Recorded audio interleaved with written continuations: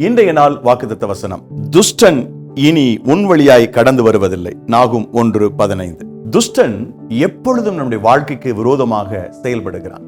நாம் உபத்திரவத்தோடு வேதனையோடு இந்த உலகத்தில வாழ வேண்டும் என்பது அவனுடைய விருப்பம். ஆனால் ஆண்டவருடைய விருப்பம் அதுவல்ல.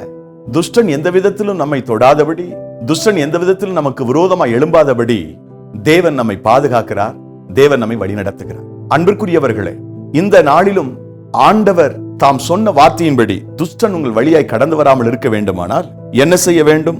நாகும் 1:7 வாசிக்கின்றோம். நாம் அவர் மேல் நம்பிக்கை வைக்க வேண்டும். தேவன் மேல் நாம் வைக்கிற நம்பிக்கை, அவரை சார்ந்து வாழ்கிற வாழ்க்கை சரியாக இருந்தால் எந்த விதமான துஷ்ட வல்லமைகளும் இருளின் ஆதிக்கமும் நமக்கு விரோதமாய் எழும்பாது என்று நாம் அறிகிறோம்.